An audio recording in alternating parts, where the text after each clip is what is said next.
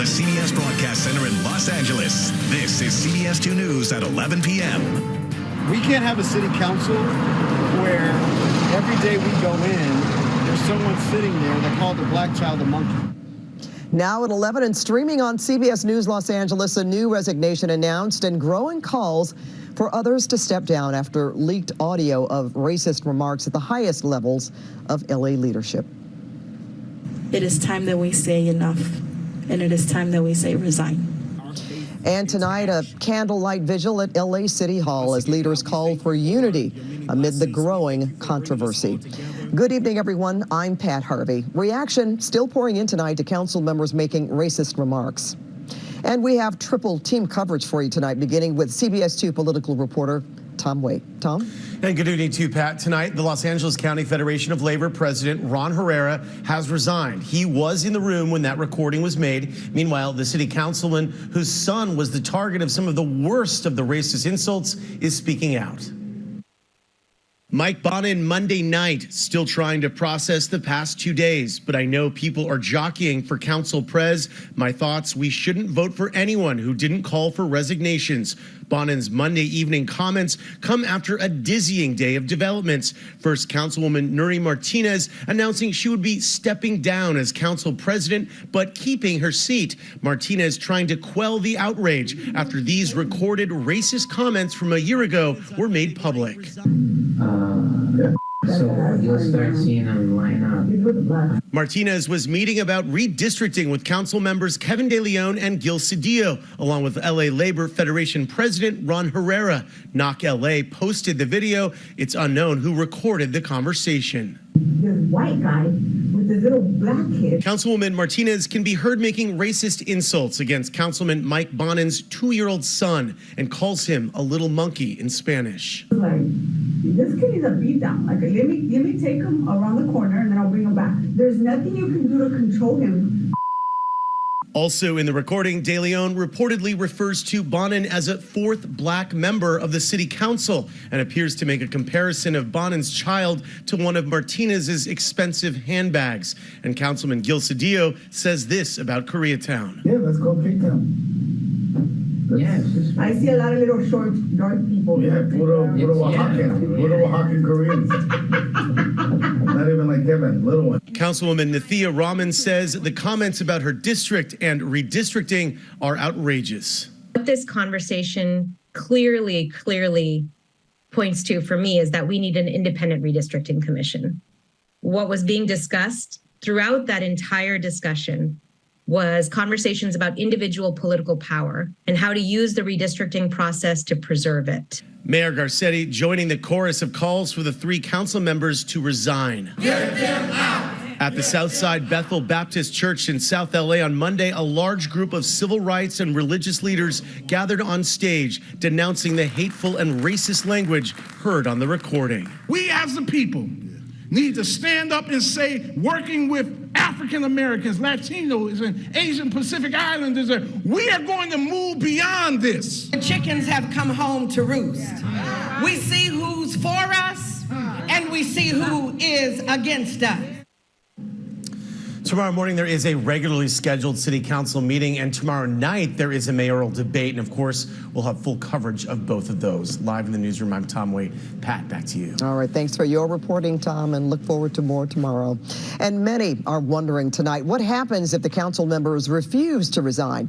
Well, CBS 2's Leslie Marin is live outside LA City Hall to explain what could happen next. Leslie? Pat, well, there are really only 2 ways that things can end up and things can really turn out.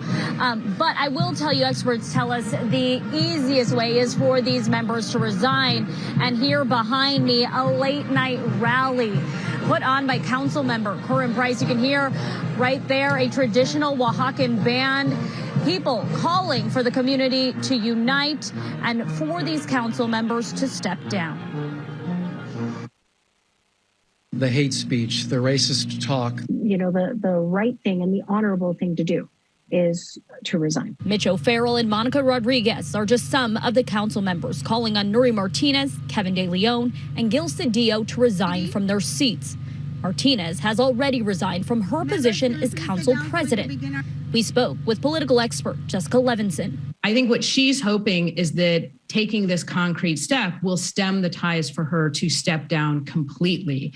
Having said that, it doesn't appear that the tide is turning that way. In this case, there are a few options as to what can happen next.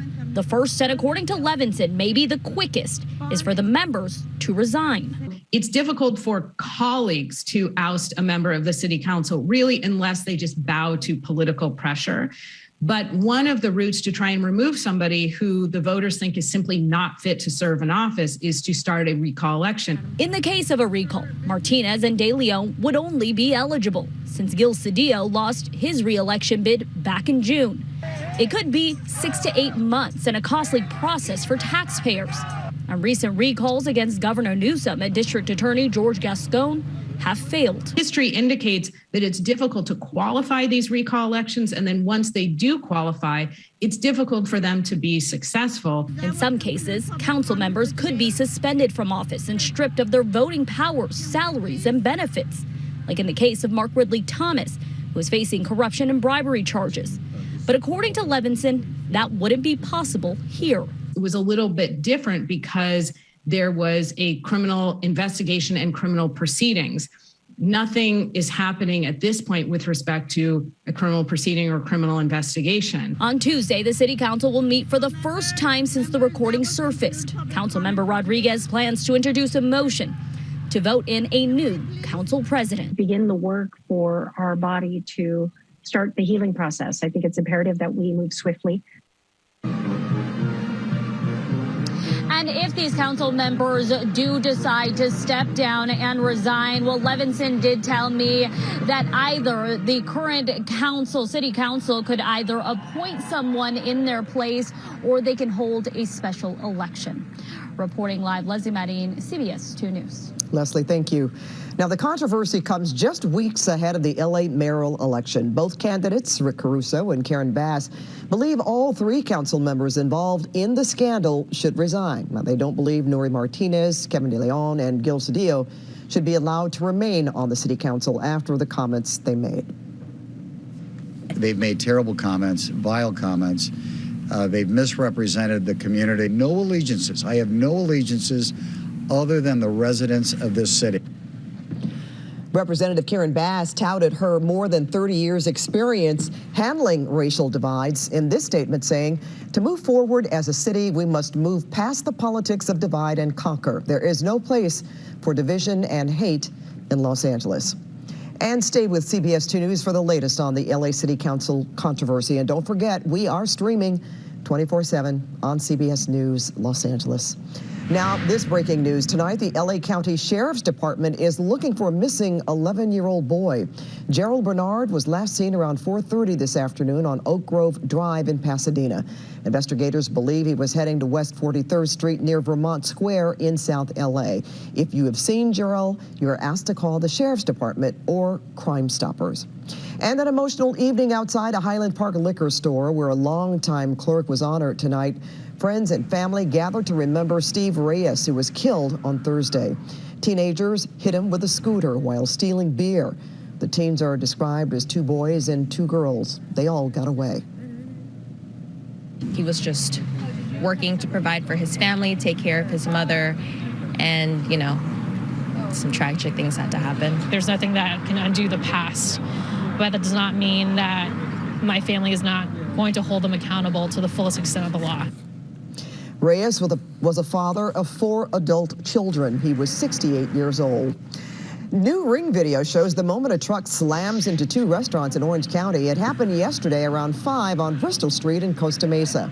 The truck drove through Brett's Nashville Hot Chicken and went into the kitchen of neighboring Seabird's Kitchen. 3 people were hurt. Police say the driver was arrested for DUI.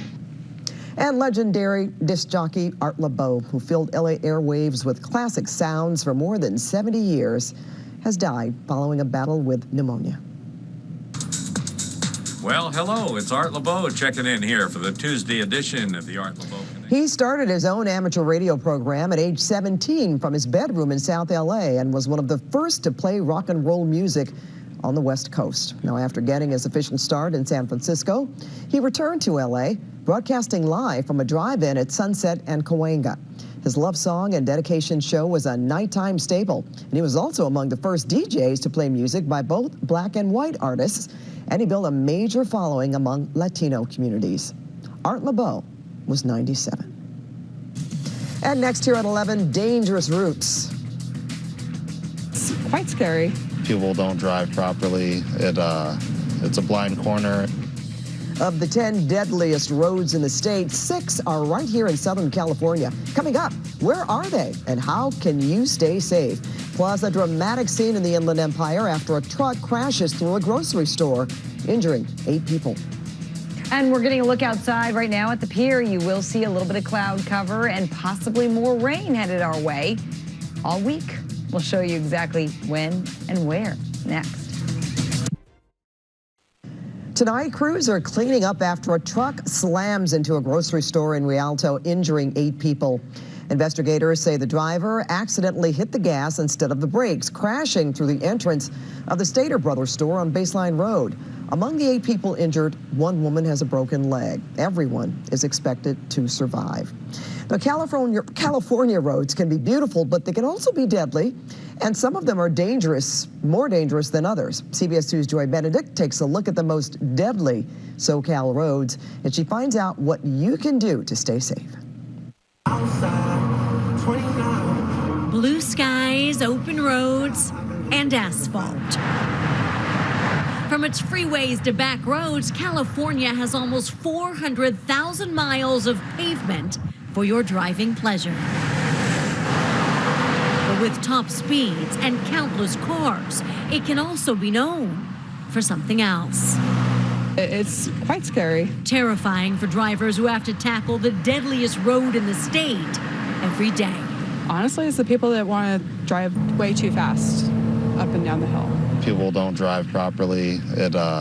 It's a blind corner. It is the Cajon Pass, and this 5-mile stretch of the I-15 through Hesperia is the deadliest of them all. If you haven't driven the Cajon Pass before, and you're going up to Las Vegas for the first time from Los Angeles, it's dangerous. The new distinction comes from the website moneygeek.com, which analyzed 10,370 fatal accidents in California to figure out where and why people were dying. We would love to help people be more safe on the road. Doug Milnes is the head of data and analytics. What he found was that of the 10 deadliest roads in the state, 4 of them are in the Inland Empire. We cut up all of the roads in the state to 5-mile segments and found the 5 miles that were most deadliest. The Cajon Pass had 19 deadly accidents between 2017 and 2019, costing 19 people their lives. And just a few miles away, Bear Valley Road and Apple Valley came in 9th, claiming the lives of 13. People don't stop at the yellow lights, red lights. 5 cars will blow through it. Also in the top 10, the 215 from Colton to San Bernardino and State Route 74 in Menifee. In Orange County, it's Highway 22 through Garden Grove, and in LA County, 12 people died in 11 accidents on this small stretch of the 605 between Norwalk and Cerritos. It is understandable that roads that have more traffic are likely to have more accidents. But when it comes to why they are deadly, is it the road or is it the driver? Actually, a lot of the driver behaviors are related to these fatal accidents more frequently than any given road. Driving under the influence, for example, was involved in 27% of all deadly crashes. 28% involved speeding. The data indicates that it's more likely to be the driver than the road, but the road has an impact. A local community road where you're at a slow speed is less likely to be fatal than when you're on a road that has 7 lanes and people are going 85 miles an hour. So how do we change that? How do we not add to these statistics? Yeah, so safe driving, the things that you learned in driving school are all things that you can bring back today. He says even distracted driving can have deadly consequences. And it's not just your cell phone. if you're going at a high speed and you're looking in the backseat yelling at your kids, you could go a really long distance before you recognize that you haven't actually been looking at the road. So when it comes to safety, it's the basics, not the boulevard, that carry the load in getting you home. Joy Benedict, CBS 2 News. Today is Indigenous Peoples Day in California. Hundreds of people gathered for performances, food, and celebrations in Grand Park in downtown LA. Since 2019, California has observed Indigenous Peoples Day as a state holiday on the second Monday in October. It's centered around honoring both the struggles and culture of Native Americans. And turning now to our weather forecast, here's meteorologist Evelyn Taft with a look at what's ahead for the rest of the work week. Pat, I mean, what an interesting day. What a beautiful night. Oh, gorgeous shot, too. Right? In Avalon, right there of the casino.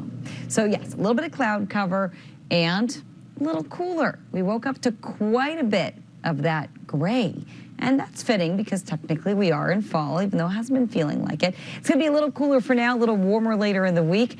And we're still eyeing a chance of showers. In fact, satellite radar is still showing you a little bit of moisture lingering over the mountains currently. And as we get a look at the weather over the next few days, you're quickly going to see, some rain moving through, drier conditions later in the week. And then we're gearing up for another chance of a shower or two by next week, Saturday.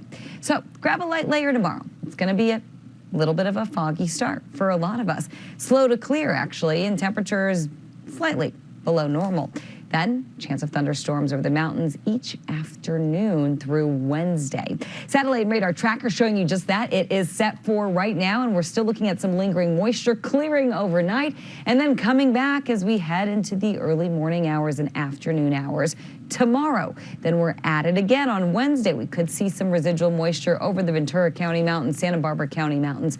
Otherwise, we're going to be a little drier as we head into late Wednesday night and Thursday. Things really clearing out, at least for now. Not for long, though.